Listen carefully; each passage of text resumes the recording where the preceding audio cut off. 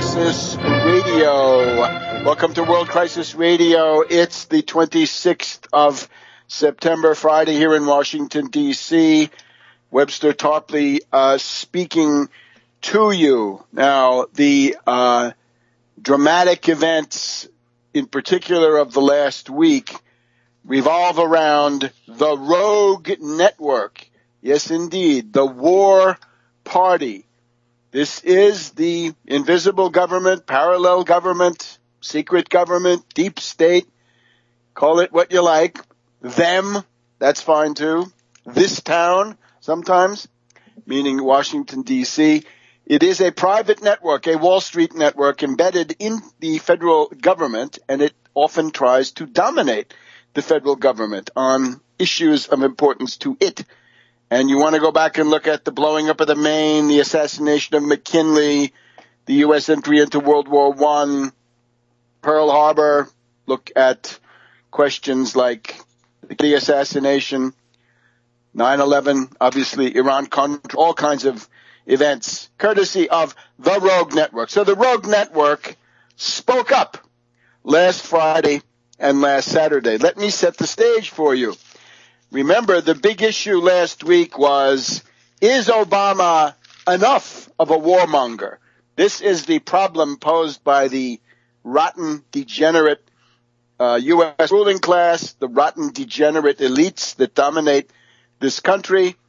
And the question was, isn't Obama insufficiently a warmonger? And those were the things that were debated, more or less, in somewhat veiled form on the various blab broadcasts of the weekend. And in particular, the question was, is Obama's military strategy sufficient to deal with this force of 25 or 30,000 terrorist crazies known as ISIS, ISIL, Daesh, or other names? Khorasan now is another branch of this thing. But that mass of terrorist veterans who were in Libya were shipped by the U.S. and NATO to Turkey.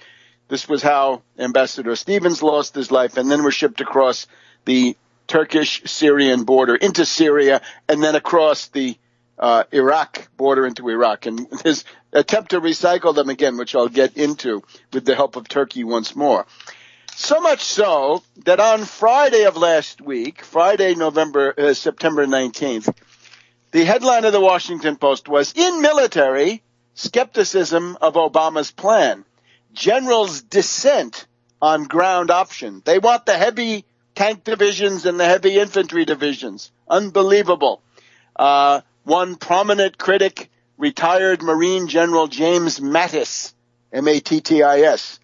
For those of you who are keeping score, that's Monster Mattis, a warmonger, and a very outspoken one, a very blatant and impudent warmonger indeed is Monster Mattis.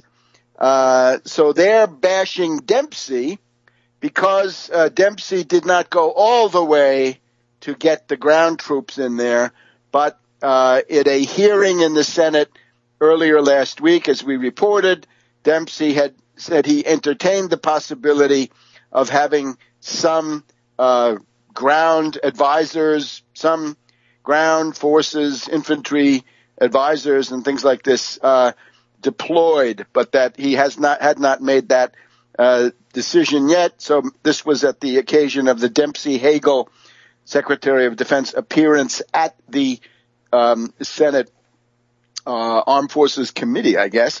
And the idea is that's not enough. Howard Buck McKeon, Republican of California, warmonger, says this is not enough. Obama should take orders from his military commanders. That was Bush, remember? Bush said he followed the advice of the military and therefore the troops had to stay. The troops are not the determinants of policy. The troops are the instruments of policy. They don't determine their own existence in the way that Bush and some of these others seemed to say. And here's the headline on the inside. Strategic rift widens between Obama and Pentagon. This is now the big issue. strategic rift widens between Obama and Pentagon. So that hit the streets in the morning, Friday, September 19th, a week ago today. And by evening, what did we have? Breaches of White House security. And we can divide these into the jumper. This is Omar Gonzalez, age 42, jumped over the north fence. That's the part that everybody sees, faces Lafayette Park, looks up 16th Street, looks up towards the Hay Adams Hotel, the AFL-CIO, and so forth, jumped the north fence, sprinted to the White House doors before he was stopped. Dogs were there. They were not used. Snipers did not fire. The door was not locked. He went right in. He had a knife, a Spyderco VG-10 folding knife, 3.5-inch serrated blade, enough to do some damage. The Secret Service said, oh gosh, we thought he was unarmed. An Iraq war veteran, a sniper, PTSD, retired on disability. In other words, a patsy, a perfect patsy. Later it turns out that he had been stopped and questioned by the Secret Service on perhaps 2 occasions. He was found running around the outside of the White House, the periphery, with a hatchet in his belt. Now that's one. One is bad, but when you get 2, you have a pattern. And what I'm telling you now, what I'm going to tell you, is stuff that has been ignored by the Washington Post. The Washington Post up till this week, for example, the Monday edition, Monday, September 22nd of the Washington Post. Secret Service considers bigger White House buffer. Intrusion could lead to added screening for visitors. Wait a minute. It's intrusions, dear Washington Post. More than one, plural, S. Here's the second one. The barging vehicle. A vehicle that did not stop. And you have to remember, Pennsylvania Avenue is closed between the White House to the south, Lafayette Park to the north, from the Treasury all the way over to the Renwick Gallery. This is closed to traffic. This is essentially a pedestrian zone. It actually helps free speech because that zone is not under the Secret Service, but it's under the D.C. traffic police, and they don't care about demonstrations, so you can go there with your soapbox and have your say. But you can't bring a car in there. And there are now physical barriers, pilings that come up out of the street that prevent automobiles, trucks, and so forth from coming in there. Now, the story is that Kevin Carr of Chemung, New Jersey, was driving an automobile, and he tried to attach himself to the tail end of a group of cars, a motorcade of some sort, but not the presidential one. Obama had just flown away, according to these reports, and he tried to get in. So this happened at the 15th and E Streets, right? And he's trying to get in. The Secret Service tells him to stop. He didn't stop, and then he refused to leave. So according to this, he did not hit the barriers, but he got out of the car and was arrested when he refused to leave. Now, of the 2, this one is by far more important, right? Whatever a person can carry can pack quite a punch. But, of course, a car bomb is incomparably more serious. These 2 constitute a huge pattern. And how do we make sense of this? Well, I'm afraid it's this. The rogue network is not happy. The war party is signaling unmistakably to Obama, make war, escalate. We demand escalation. And it doesn't mean just Syria or Iraq. There's a Ukrainian anti-Russian component built in. This is a severe emergency that has now been introduced. Back in a minute on World Crisis Radio. Welcome back to World Crisis Radio. Once again, it's Friday, the 26th of September, and we're here in Washington, D.C. Twin warnings to Obama. Not exactly a horse's head in a bed, but getting there. 2 deranged individuals, one of whom was undoubtedly on the Secret Service database should have been prominent in all of their calculations when he's in or around Washington. This is now suspicious in the extreme. And it will be said, well, the Secret Service is a very troubled agency. They're in chaos. They're in deep trouble. And we will hear citations of the prostitutes and drinking incident in Cartagena, Colombia, a couple of years ago at the Summit of the Americas. So they were organizing an orgy.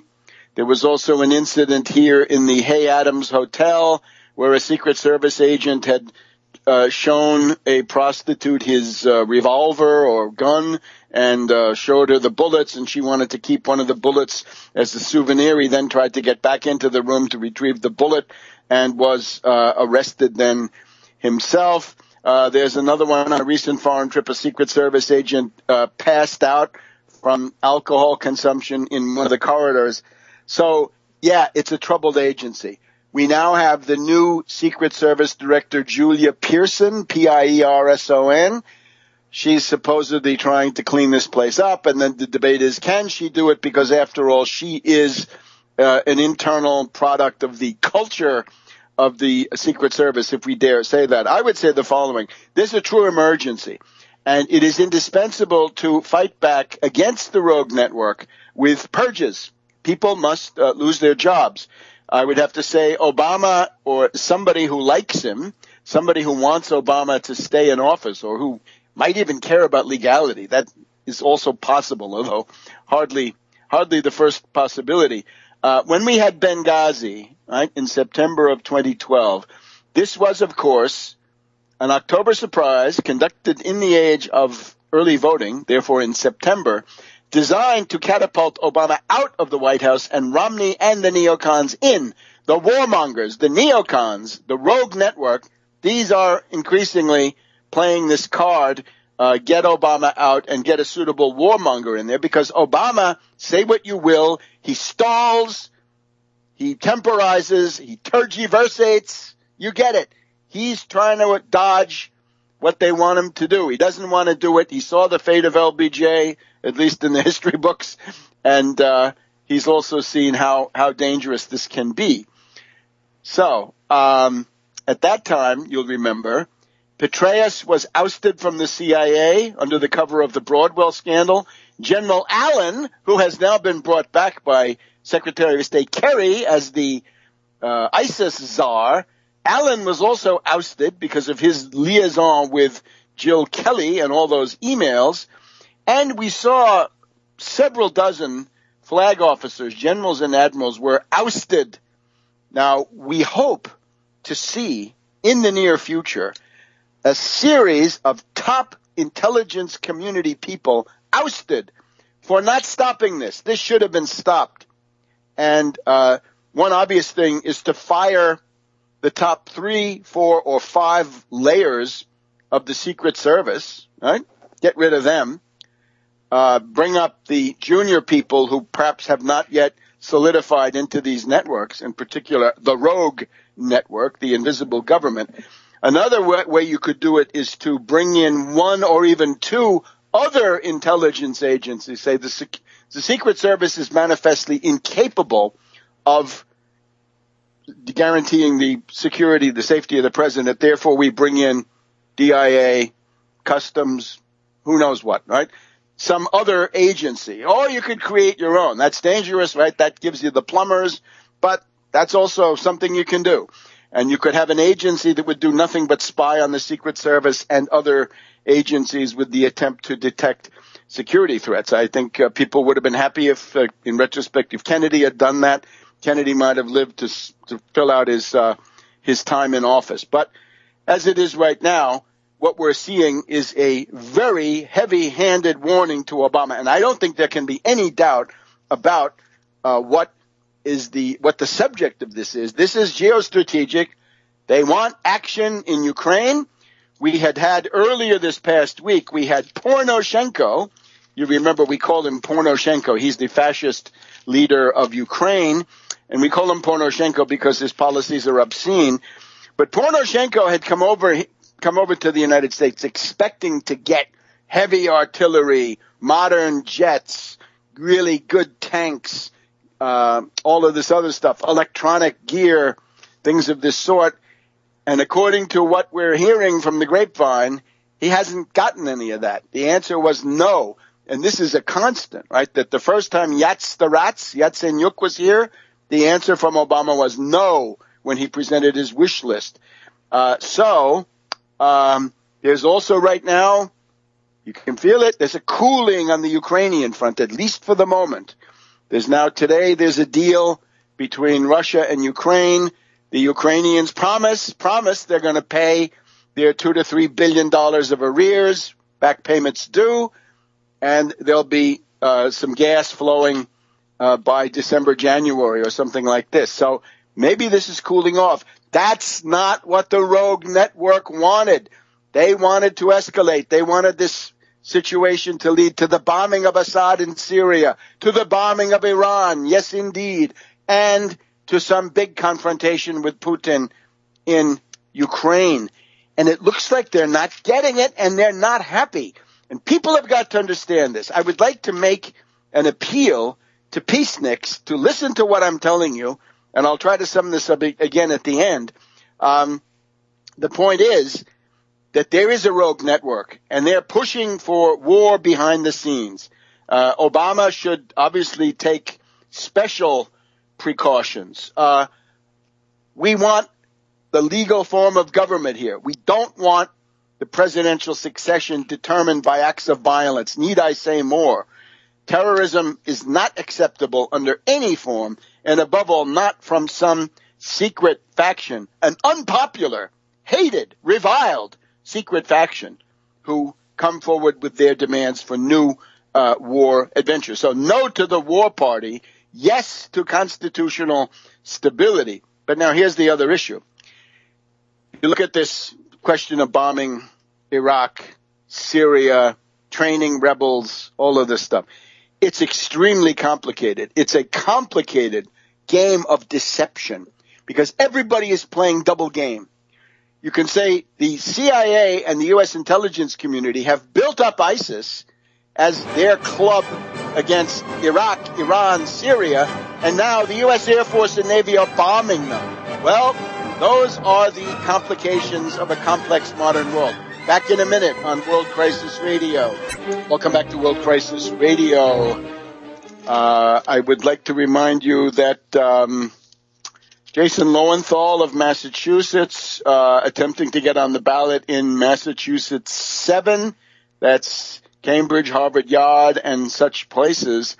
His case is still under consideration by the judge, and we hope to have Jason back next week when we can give you some news, and we'll have some other candidate news later in the program. What's going on, though, with this ISIS and so forth, this is it's a game of double, triple, quadruple levels of deception. For example, we are told that the bombing has been carried out in this past week by such countries as Saudi Arabia, Jordan, Qatar, by Bahrain, but of course Qatar not doing the bombing, but only some kind of backup. Well, you can see the problem with this is Saudi Arabia, Qatar, Bahrain have funded ISIS, and now they're bombing ISIS. The CIA has trained them. The French have trained them. Now the French and U.S. Air Forces, navies are bombing ISIS. So this is a real Byzantine mess. Therefore, the only thing to do is to keep it simple. Take political aim at the people who are pressing for war. And the most obvious is obviously McCain. So I renew my call. Arrest McCain for ISIS. Hashtag arrest McCain for ISIS. This was brought to the climate march in New York City last Sunday. It was on the UNAC conference call yesterday evening. There's pressure all over the place. Formulate a demand and make it the leader of the war party, the most prominent, the most telegenic, the most broadcast of all the leaders of the warmonger party. It's McCain. So therefore, it's clear why people are adding their voices to arrest McCain for ISIS with a hashtag in front on Twitter. Inundate. We've got about 5 weeks to the election, 5 weeks from Tuesday, and the election will be upon us. So in the meantime, we want to try to do something about this. And remember that my approach here subsumes a strategy for the domestic elections. According to the New York Times, the Republicans have 56% chance to take the Senate.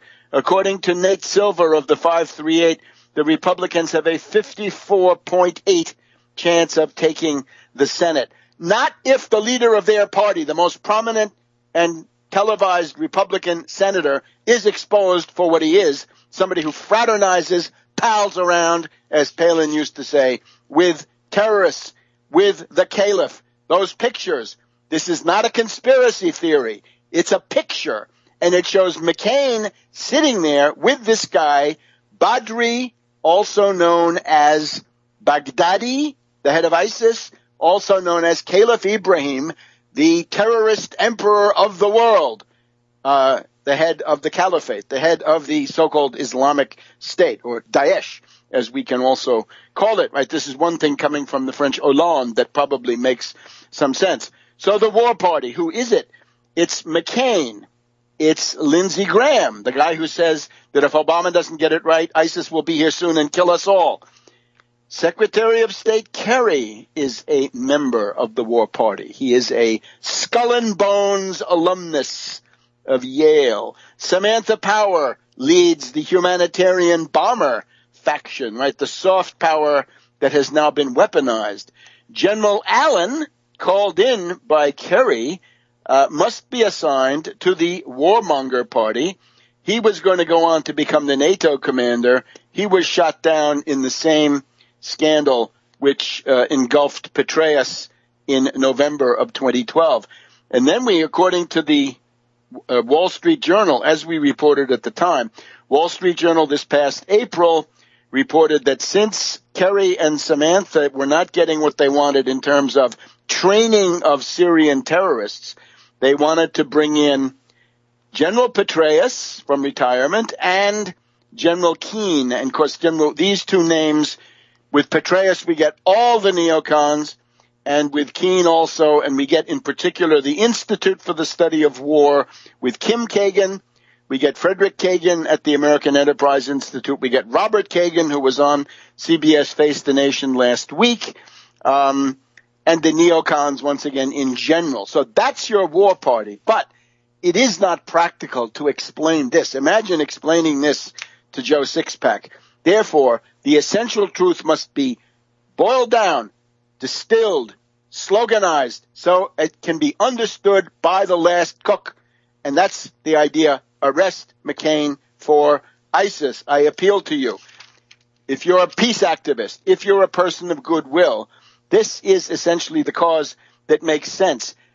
It is not politic, in my view, to come out and agitate, oh, the bombing of Iraq, oh, the bombing of Syria. We've got peace activists who are more concerned about the bombing of Syria than the Syrian government is. The Syrian government does not take that position. You look at the foreign minister Moallem. You look at the deputy foreign minister Mekdad. You look at the UN representative Jafari, all great Syrians, and they don't get bent out of shape over this. They simply say, we welcome international help. We want it to be coordinated, to be sure. Apparently, the Syrian government considers that the letter that was given by Samantha Power to Jafari at the United Nations several hours before the bombing started on Tuesday, that fulfilled the essential requirements of coordination, because it said, we're going to bomb these areas in general, and it's going to be ISIS as the target. So the Syrian government's not complaining. Why should U.S. peace activists complain when the Syrian government comes forward and says, they're not really bombing Syria, they're bombing ISIS, and we welcome that? It is one of these contradictions. But to keep your political momentum in such a morass and briar patch of contradictions, the only way to do it is arrest McCain for ISIS. So I recommend that. Now, the Russian position is to criticize all this. Fine, that's what they do in public. Russia obviously wants to be consulted. They should be. And Russia wanted the U.S. to ease up on Ukraine, back off on Ukraine, and they're right on that too. Iran obviously criticizes it. These are countries that feel threatened by the U.S. In addition, Iran criticizes it, and they're also right. But what they're really saying is that they wanted to extract concessions from the U.S. to make this legal through the Security Council, and the U.S. has proven unwilling. Well, the U.S. should give these countries the concessions they want, but at the same time, the existential threat is not to Russia, not to Iran, it's to Syria. So the bombing, and to Iraq too, but in terms of a functioning government, Syria is the one. So when Syria says we welcome this support, I think that essentially says it. The one area where you want to get in there is that there should be no support, no training, no backup for Syrian rebels. Not now, not ever. And here again, for the peace activists, get rid of this idea that Assad is the villain of the peace. He is not. It is a stable government, a neo-Nasserist government, which can indeed provide public order and a framework for the continuation of civilization. And now we have to switch our attention to Erdogan of Turkey. The duplicity of Erdogan, Davutoglu, has now reached new depths. As Senator Markey said, what they're doing is unconscionable and outrageous. And we'll be back in just a second with the story, the lowdown on Turkey. Welcome back to World Crisis Radio. Webster Tarpley here in Washington, D.C., 26th of September as we record. News from the James Hinton campaign out in California 5, the Napa-Sonoma area. James can't be with us today because he is addressing the local Chamber of Commerce, and he will then go on to the St. Helena Star newspaper, talk to the editorial board there. For supporters of Hinton in the Northern Bay area and East Bay area, on Tuesday, September 30th, James Hinton is going to be at, I guess, possibly protesting or possibly participating. It's up to them. The League of Women Voters are having a forum. The Napa Valley League of Women Voters are having a forum. This will be held at Napa Valley Community College, and the event starts at 7 p.m. James Hinton and his group of supporters will be there at 6 p.m. to do some voter education outside the doors, since there seemed to be some problem, despite the announced mandate of the League of Women Voters, to get inside and to do it. All right, Turkey. There was now the deal. 50 approximately Turkish hostages held by ISIS now freed. What went on? Turkish government won't tell you. Well, doesn't look good. Our demand on Turkey is close that border. ISIS doesn't come in. ISIS doesn't come out. No terrorists, no rebels, not FSA, not Nusra, not Islamic organization, whatever they call it. None of them get to cross that border. No sales, no smuggling, no arms, no money. Nix. Close the border. It's not happening. And remember, this is a NATO ally. This really hurts. They've received billions of dollars in U.S. military aid over the years. There is Incirlik Air Force Base, which is a NATO base. How dare you, Erdogan, prevent the use of that base? Who the hell do you think you are? This is going to be a problem over time. And I say this with sadness as a friend of Turkey, which I am, but my Turkey is the Ataturk Turkey. This is the great man of Turkey in the 20th century. But now I think we've got a Muslim Brotherhood two-step going here, and it's something like this. The idea now is many refugees are coming from Iraq into Turkey because they're being chased by ISIS, and there may be some that are coming from Syria as well. Now, is it not possible that these so-called refugees are actually fighters who want to be re-equipped, retrained, and redeployed into northern Syria, and they can easily do it by going through Turkey, going into the camps that are going to be funded by the U.S., the $500 million. The $500 million that Obama and the Congress have appropriated, a lot of that will go to Turkey, some to Jordan, but Turkey, some to Saudis, but mainly Turkey. Look at the map. The rebel areas are along the Turkish border, the big ones. So possible that those so-called refugees are actually ISIS fighters and that they're going to be shipped into Turkey. They're going to be given equipment and training, and then they're going to go into northern Syria and try to keep the rebellion alive. I think that's more than likely. So that's the kind of duplicity that you're actually dealing with.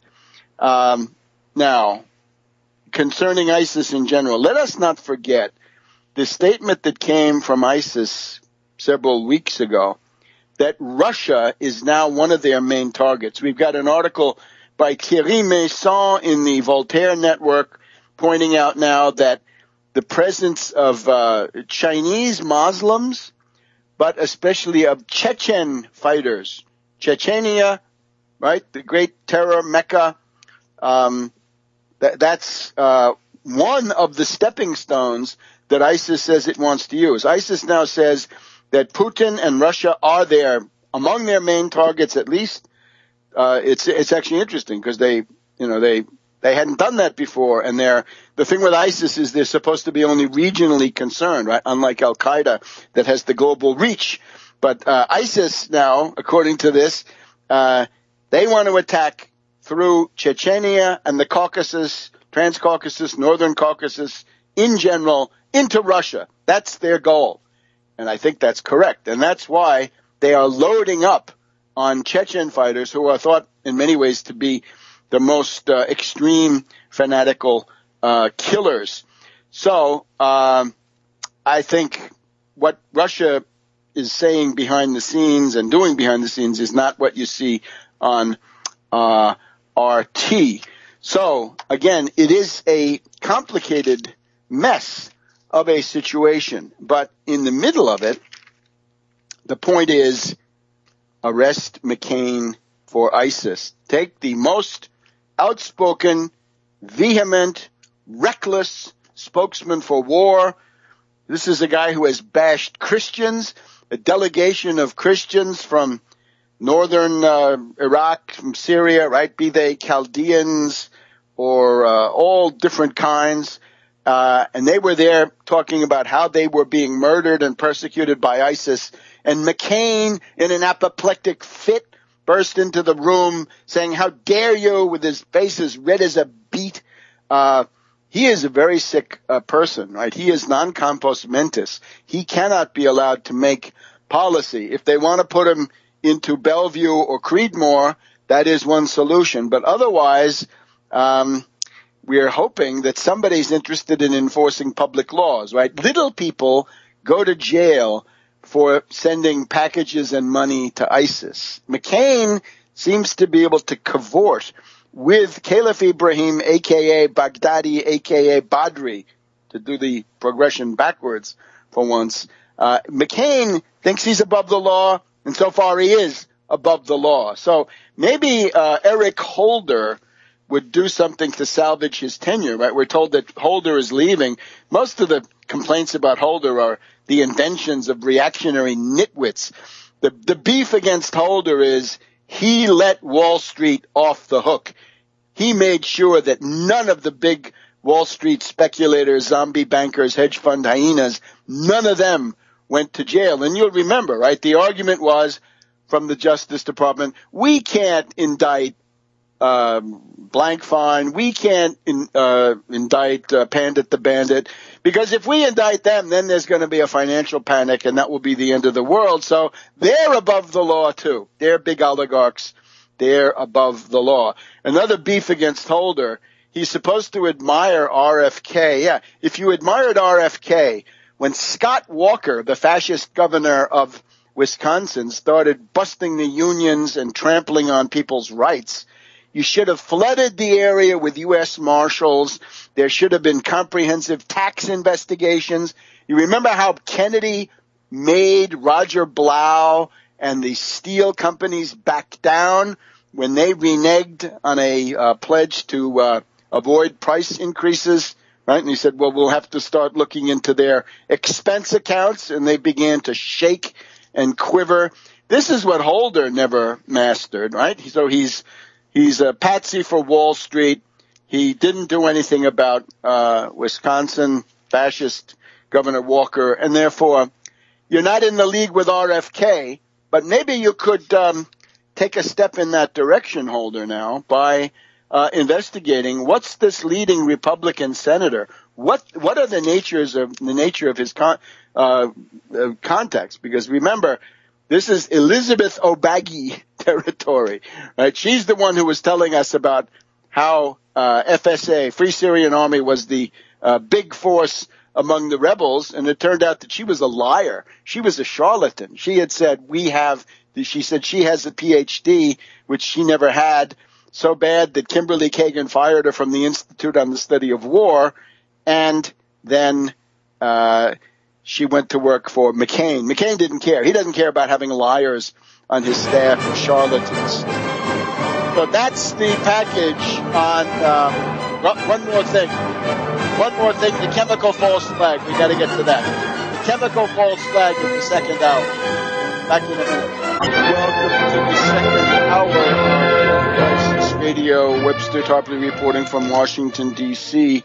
Now we got to get back to Syria for the fact that the Syrian government has issued a false flag alert for a chemical attack to be carried out by rebels, but to be blamed on Assad to try to redirect the bombing away from the rebels and against Assad.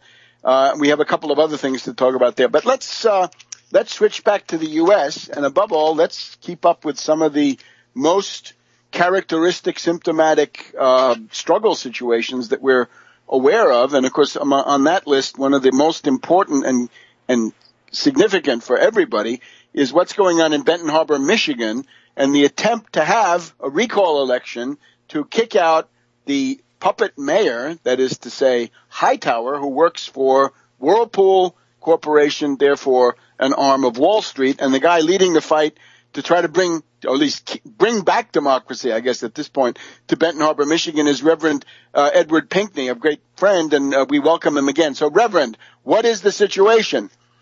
Well, Webster, I tell you, it's an honor and a privilege to be on your show. But I tell you, we had nothing but excitement yesterday. You would not believe. I mean, this stuff it goes on and on and on. I went to the city commission meeting, the county commission meeting, to talk about the election itself and the clerk and the commissioners pulling this stuff together to stop the election and to put this puppet mayor in office so he could stay. So I'm talking about that, and then I switched over to the military, how we got two grenade launchers with no grenades according to them, but we believe they have grenades also. So we said we got 8 tanks now in a city that only has less than 10,000 people. So I'm talking about that. But then this guy, he makes a racial slur. He said, well, if we were all on the bus, Reverend Pinkney would have to sit in the back of the bus. And I said, well, if you see me sitting in the back of the bus, you better run. And the media said that I threatened them. They said that was a threat on their life. And I said, well, really? And it made the newspapers and everything. It made the newspaper, the radio says Pinkney threatened all the commissioners. Pinkney threatened the commissioners. All the newspapers made it. Everything that I do, it makes the newspaper. So they were saying that we turning it over to the prosecutor, and so far the prosecutor said, well, he don't see no threat in that. He said, I don't see no threat. I guess not. Yeah. He said, I don't see no threat in there. But the bottom line was this guy, he makes the racial slur, and so we on our next meeting next Thursday, I'm going to ask that he resign. Or else, and if they still support him, we're going to do some recalling on them. So it's been an ongoing thing, and we've been fighting for our life down here, and we've been showing them what we are capable of doing if you stand up to people. It's obvious I'm getting under their skin. They're so nervous now, and we're getting close to the trial, which is we're 31 days away from the trial, and We got to get ready, but we got to get that handwriting expert. We got to get that forensic guy. And we really, really need the coins because, hey, my attorney is not going to even call them unless we have the money. So I need a couple of people that will send me $250. If they can send me $250, get about 5 people to do that, he'll definitely put up probably the rest of the money. So we're doing things, Webster, and we staying focused, but I got to get ready for this trial. If I don't get ready for the trial, I could be the big loser here. And again, the trial is exactly what and where and when? I'm on trial for 5 felonies of forgery, and the date is October the 27th, which is my birthday, and it starts at 8:30 in the morning in St. Joseph, Michigan, which is right across the bridge from Benton Harbor. And they're prepared for it. We have to be prepared. We cannot go in there thinking that we're going to win this thing without having all the things we need. That's why most of the time the citizens lose, because they don't have everything they need in order to win. So I'm getting myself together, make sure I'm prepared to do it and deal with that. All right, now 5 people at $250 apiece, right? For some people, that's lunch.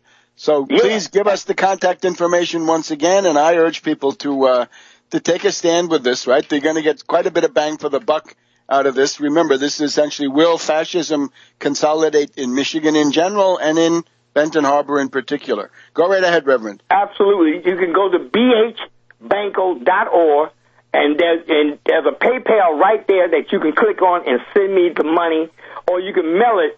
You can make it out, check out the Banco, B-A-N-C-O. That's 1940 Union Avenue. That's Benton Harbor, Michigan, 49022. Remember, you can go to bhbanco.org, and that way you can use a credit card or whatever you can do to get the money. But we do need the money in order to get this thing. We got to get that forensic guy. We got to make sure that we have the money to do it and make sure that we're on top of what we're doing. We just need it, and, if you can't send $250, send something in order so I can definitely make plans for that forensics. And I know from a certain amount of experience of my own that one of these expert witnesses can be absolutely decisive, but you've got to pay their expenses and make it possible for them to come. Reverend, isn't there some other court action going on parallel to this about the recall election specifically?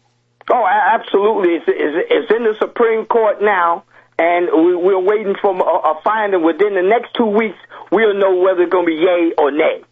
So the Michigan Supreme Court. That need to be done is in the Supreme Court, the state Supreme Court, and we'll know whether it's going to be yay or nay.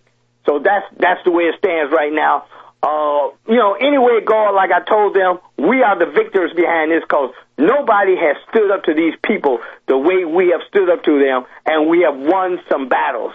You don't win many battles, but when you do win, you got to go out there and throw it right in their face, and that's what I do at the county commission meetings. Okay, and again, the goal of this is to allow the other candidate, right, Marcus Muhammad, should get a chance to stand up in front of the voters and go head-to-head with Hightower. Absolutely. And that's their candidate. That's the corporate puppet, Hightower, or we call him Low Tower. And he, so we have to make sure that we doing what we need to do to win. Because, see, this have some kind of significance all around the country. People don't understand. They was testing Benton Harbor to see where people fight back, and we have fought back. And even a chance, we want to make sure if we go to trial, or if I on October 27th, that I have the resources to win this case. I cannot win it without the people. Right, and again, that expert witness, right, the handwriting expert can make all the difference. So I really urge people, do what you can. They don't want us to have. Because, they could have went out and hired an expert. But unfortunately, they didn't do it because they already know the answer. And, of course, in this country, legal proceedings are a form of economic warfare. They're so expensive. They're out of this world expensive, and that's with a reason. All right. So listen to this. Even my attorney, like he want money, and he want me to get this forensic guy too. He said, look, you got to do something to get some money. I said, okay, we'll think of something. All right, and I can think of all kinds of organizations that should be in the thick of this that are probably not. You're absolutely correct. Well, I guess that leaves it up to the rest of us. So, anything else before we move on? One other thing I want to say: Detroit had a chance to get rid of the emergency manager, Calvin Orr. They had a chance. The city council could have voted him out. But instead of voting him out, they left him in. He's still the emergency manager. Left him in. Okay. That's bad news, but we need to know it. Thank you, Reverend. We'll see you next week. Have a great day. Thank you so much. Bye-bye, Reverend. Okay, back in a minute on World Crisis Radio. Welcome back to World Crisis Radio. Webster Tarpley here in Washington, D.C. Now, continuing on our panorama of, in this case, a candidate, election time. We're in the thick of it.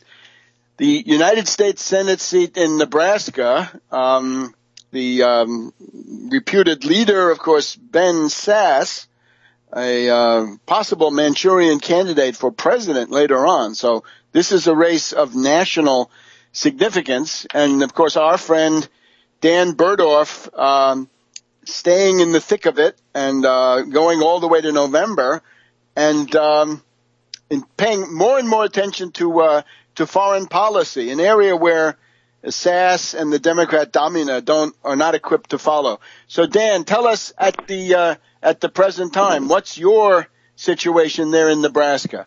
Well, hi, Webster. Thank you very much for having me on your show again. Well, recently we just this week we went. We had some more statements out on Twitter about what's happening in the Syrian conflict and Iraqi conflict with ISIS. And I was very pleased that my opponent, Mr. Domina, has a new position on training ISIS. Before I published my statement on war danger, it's called War Danger at danfornebraska.com. Before I published that, Mr. Domina said that in regarding ISIS that we must act with clear objectives. This is a quote, and they are defined well by the president. And he also went on to say in another statement, now is not the time for petty criticism, not the time to attack the president. And then I guess he read my statement called War Danger on danfornebraska.com, and he changed to saying he objects to the president's call for arming Syrian rebels in the fight against ISIS. And now he says, this is from the Independent, I believe this is coming from the Independent in Grand Island. He said that there is no, quote, no thoughtful military rationale to be involved at that level because the U.S. has not yet clearly defined an objective, end quote. So a little turning point there for Mr. Domina. And so I'm pleased that I'm still having a great effect on this race. We're still charging it up quite a bit. Of course, all of the candidates are suffering from Mr. Sasse's lack of willingness to debate. I've been locked out of debates, and Mr. Sasse is not even showing up for debates. Now, that's quite a contrast. I'm fighting to get in debates. Mr. Sasse is fighting to get out of debates. So it's a big contrast here in Nebraska between who is ready to fight for the people here and who's ready to avoid talking about the issues.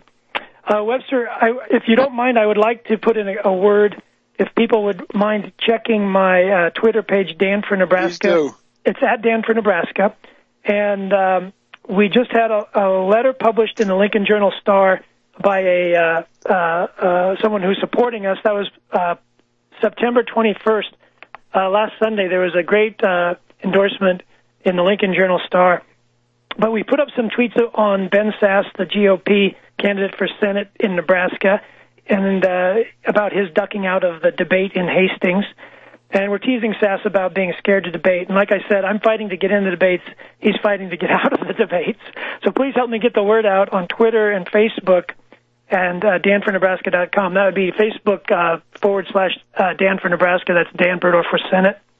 And I also wanted to call people's kind attention to a panel that we went to, because we're not just working on the international issues. I know the Senate looks at treaties and appointments and foreign relations, but there's also something to be said about poverty and the working poor. And we went to a panel discussion on poverty and the working poor in Lincoln, and we found that the working poor in Nebraska are living in desperation. And I'm sure that's true for the whole country. And the impression that most people have of Nebraska is that the Depression hasn't hit as hard as it has in other places around the country. And that's true, but it has hit. And in Nebraska, 70% of the minimum wage earners are women. And the average age of minimum wage workers in Nebraska is 35 years old. And I often tell the story about the Pizza Hut down the corner on my street, where everybody there who's working is either 35 or a college grad or both. So we have to find a way to get a better economy here in the States. And one of the things we're doing in Nebraska is raising the minimum wage. And we found that there was some information that was given at this poverty and the working poor panel that showed that increasing the minimum wage actually increases the number of jobs. Right. And they had a very realistic estimate that 400 jobs would be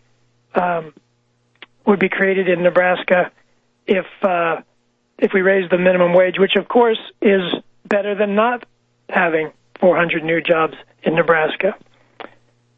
So one more point I wanted to make was that only 6% of the assistance to needy people comes from private donations. That's a nationwide statistic.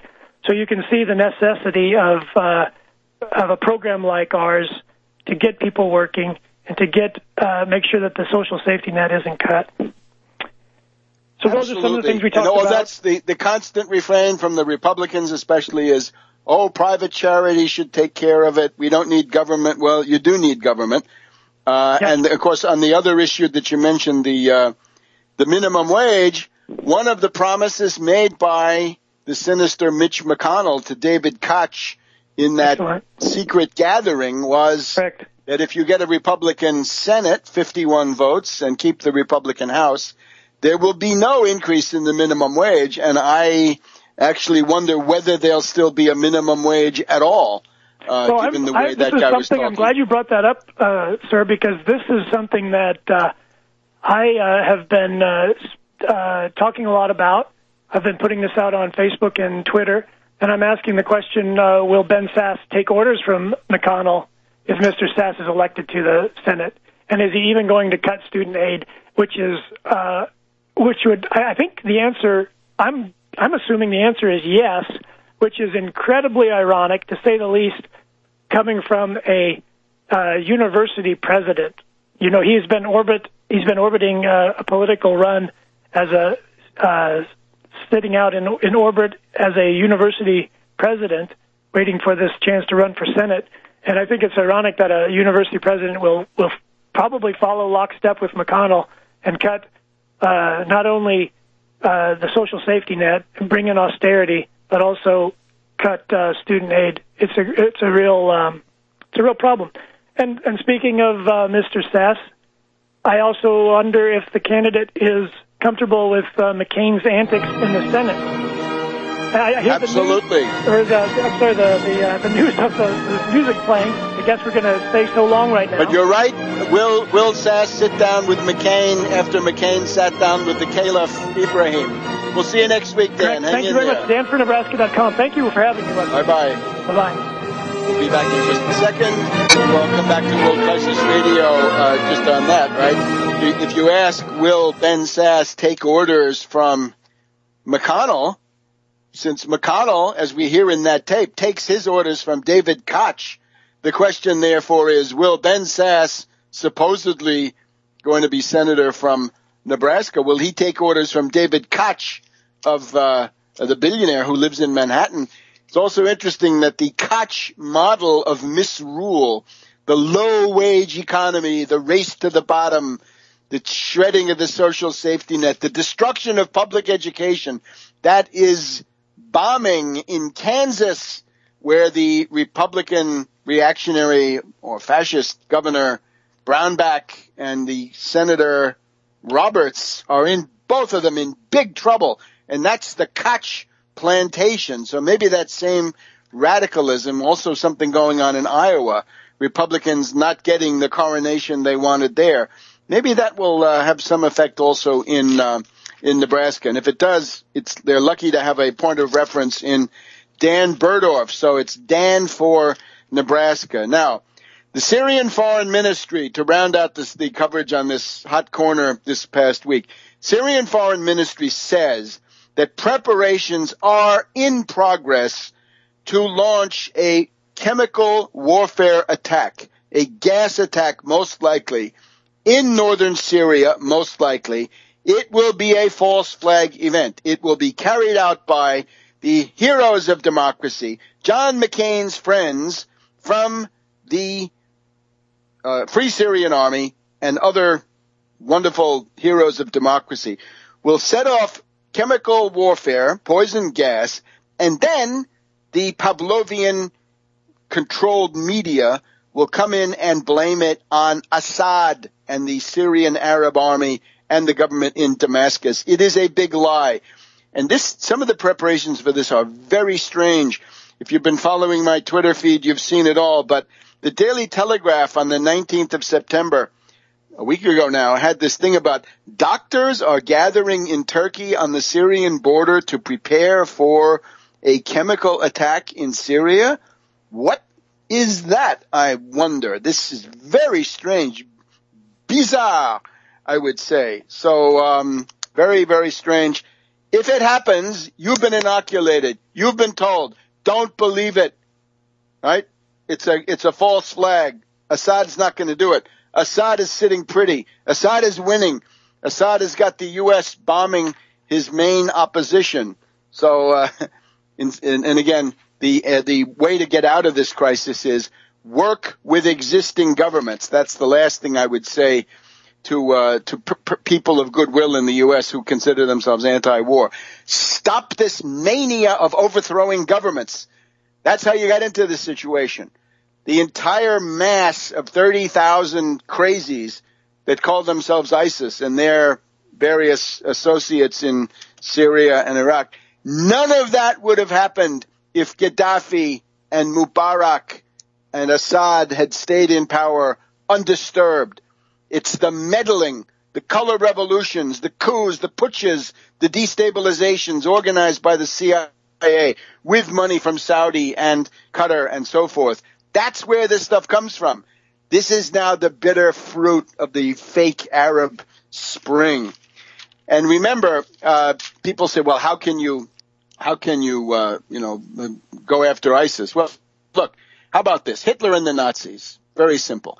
Hitler, it's the Frankenstein principle, right? You create a monster, the monster turns on you, and then you got to fight the monster. That's from the point of view of the ruling class. Hitler and the Nazis were clearly helped into power and built up and protected through appeasement by British networks, by French networks. Even the Communist Party, controlled by Stalin from Moscow, contributed to Hitler's seizure of power. There's no doubt about it. But then in May and June of 1940, when Hitler rolled over France, it became obvious that this was a Frankenstein monster out of control, and it had to be fought. So it was fought by the British, by the U.S., and others. But then you also have to understand that even while that was going on, there were still factions, private factions in particular in the West, right? Esso, Standard Oil, the Farish family, Henry Ford and his factories, Alcoa Aluminum. Into 1942, the whole way home, there were forces in the West, the Dulles brothers, who were grooming the Nazi machine for what they could do later on against the Soviets. They could think ahead that far. But the point was, once you could see that the Frankenstein monster had turned on you, you have to fight. And the arguments you hear today from some peace activists are similar to the isolationist Lindbergh arguments. The problem is that in retrospect, those arguments are revealed as pro-Hitler arguments. And the ISIS is real in the sense that the Syrian rebels and the most extreme form of the Syrian rebels are real. And they've been propped up and created and helped by the CIA, the Saudis, Qatar, and so forth, NATO. But they're real. So now you got to do something about it. You can't fall back on pacifism. Now, let's see if we can cram in two more things here. The global warming march. All right, global warming, climate change, the weather, it always changes. The interesting thing about that march, of course, is that like Occupy, there are no demands. I think it's because the demands that they would make would be so hated that they would be discredited and isolated more than they are. If you demand a carbon tax, you're saying to Joe Sixpack, you should pay more for gas. It's unacceptable. That's more austerity. We don't need it. Cap and trade is even worse in some ways because it says, let's give the Wall Street speculators, the hedge fund hyenas and zombie bankers, let's give them the ability to drive up the price of these carbon permits, and that's added to production. That's Waxman-Markey, passed by Pelosi. Don't let it ever become law. Or some of them will say, we want renewable energy, we want windmills, we want solar cells. Well, remember, the main windmill and solar cell companies, in particular the solar cell companies in U.S., Germany, China, have all gone bankrupt. They cannot survive. They're anti-economical. They require subsidies. Any form of cheap energy wipes them out. Right? If ITER works and we get thermonuclear fusion, they're out of business. They got to stop every modern nuclear reactor because that is cheaper. And remember, when you're talking about nuclear reactors, you got about 100 of them in the U.S., 103. They're getting dangerous because they're all built pre-Carter. So what do you need? Fourth generation, high temperature reactor, pebble bed reactor with all the safety controls. Now, if you don't like that, in some cases, there's really no alternative. For the base load in a recovery, you can forget windmills and solar cells. Otherwise, if you want to take the long view, ITER, Princeton Plasma Physics Laboratory, and the ITER thermonuclear fusion project in southern France. That's the future. Malthusian ideology is discredited. Go to Tarpley.net. Put in Ortes, O-R-T-E-S. Gianmaria Ortes, O-R-T-E-S. The Venetian kook. He invented carrying capacity. He invented the idea of the zero-sum game. It's a complete fake. And the British then switched into Malthusian mode after their project with the American Civil War failed. Remember Jevons and the peak coal thesis, right? So this is Malthusianism, right? This is what's wrong. Malthusianism was reintroduced in the U.S. big time, 68, 69, 70, 71, 72. It's the fruit of defeated anti-war movements, lots and lots of assassinations. Now, is it really warm? Well, there is some warming, right? There's global warming in that sense that there's some evidence, not the overwhelming evidence, but some evidence that things are getting warmer. But not as much as in medieval warm period, right? Go back to 1200, 1300. Why does Greenland get its name? Why is Greenland called Greenland? Well, because it was green. Is it green now? Not so much. How about Vineland? When Leif Erikson got there, he said, look at all the vines. It's Vineland. Is that Labrador, Newfoundland? Well, it's clear that things were much warmer then than they are now. Back in a minute. Our final segment. I just wanted to give a sort of a summary package refutation to the worst mistakes fomented by Soros and company in the climate change movement. The main idea is carbon tax is unacceptable, cap and trade unacceptable, and windmills and solar cells are a joke. So you got to have some serious energy production, modern energy production. The medieval warm period, 1200, 1300. Greenland is called Greenland. It's not very green. It's an ice sheet today, but in those days there was enough green to make it green. They get around this by saying, oh, they did that as a form of advertising, right, to make you think it was green. I'm sorry. This is they're doing anything they can to dodge the obvious. And then Vineland, right? Why would the Vikings, the Northmen, call it Vineland? Well, because there were so many vines which are not found there today because it's too cold for them to be there year round. These the fact of the medieval warm period means that long before the anthropogenic carbon, greenhouse effect, and so forth, you had a warm period, warmer than now. And it also means that polar bears and the penguins and all these other species that are supposedly threatened got through a warmer period very recently. They could not have then regenerated themselves. They did not become extinct, and they won't this time. We've also got the Little Ice Age, right, around 1600, 1650. Go back and look at those interesting paintings by Bruegel, by the other Flemish masters, the frozen Thames, the ice, right? Think of somebody like Wordsworth, right? Writing about his experiences as a boy out ice skating. That's not exactly the Little Ice Age. That's a little bit later. But here's the idea. It's solar activity, sunspots, solar flares, solar wind, other forms of solar activity. Very little researched because no Malthusian Foundation wants to know about this stuff. They want to say, give us climate scientists who are going to tell you it's all man-made because of CO2. To be a climate scientist is to be a charlatan. If you're a historian, as I am, being a historian, you're not committed to some point of view or other. But to be a climate scientist means that you have bought the entire rap about anthropogenic, global warming, carbon tax, cap and trade, all this other stuff, right? That's what you're there for. That's your meal ticket. Now, in the case of the medieval warm period, it's harder to determine the sunspot activity because they were not so much observed. They can be extrapolated in retrospect. But the idea is this. The Maunder minimum of sunspot activity around 1600 correlates with the Little Ice. So the lower the sunspot activity, the minima, those are the cold times. For example, in 1800 or so, the Dalton minimum is cold.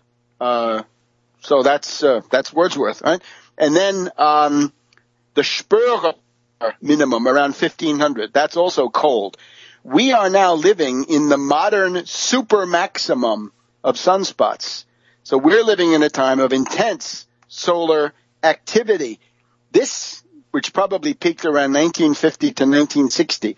So there are cycles. There's a sunspot cycle of 11 years. And then there are these super cycles, which go over centuries, which are not understood because nobody wants to fund that research. And there are even things you can take this back further, right? The medieval warm period, okay. The Little Ice Age, also well known. How about the Arctic home in the Vedas, right? This Tilak, right? The Indian author, because of evidence in the Veda literature, he goes back to a time where a civilization was centered in the Arctic Ocean, and they saw the stars going around them, not so much rising and setting, but going around them in circles, because that's what it looks like more or less when you're at the or near the North Pole, right, with some changes. The other question then becomes the 350, right, this McKibben.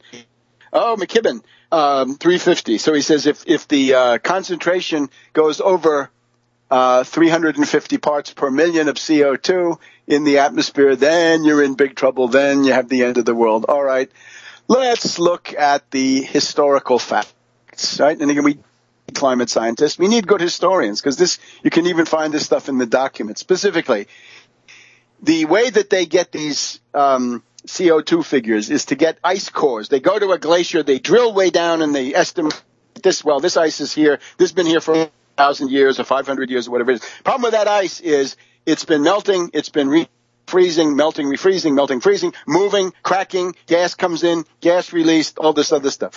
Not reliable. Let's go to the masterful German chemists and other continental scientists, Italian, French, of the 19th century or the 20th century. So what do we find?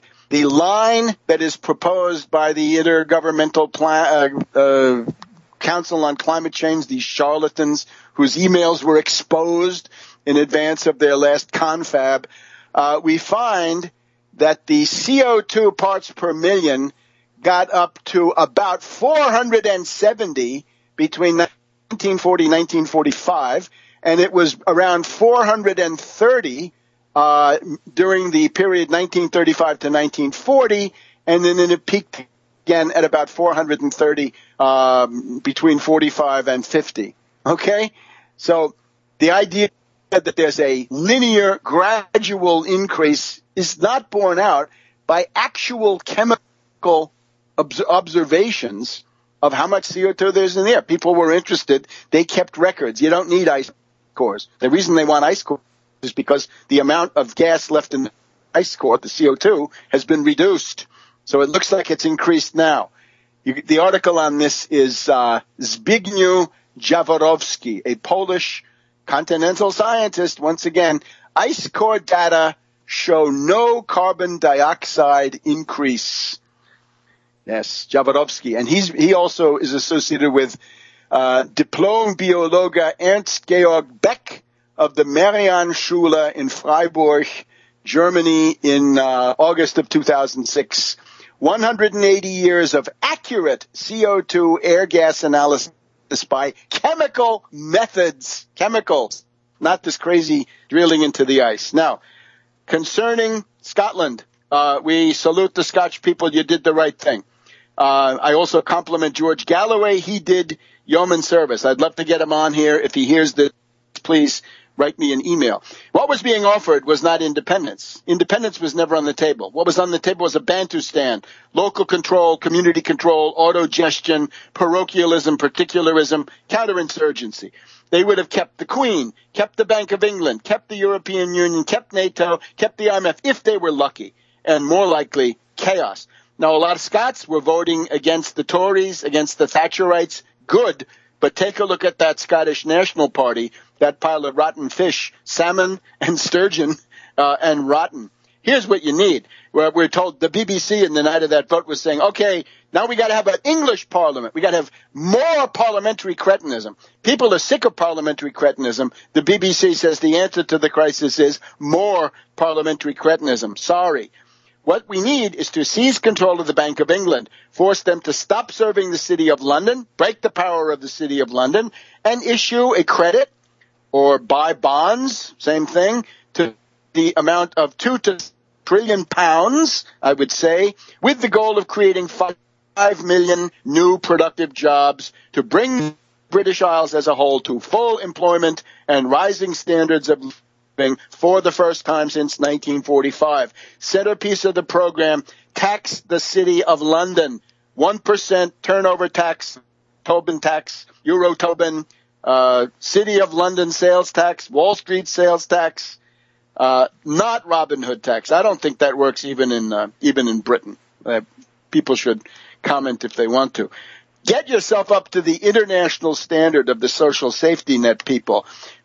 We said people, Scots on TV here saying, I lived in continental Europe and the social safety net is much better. It is.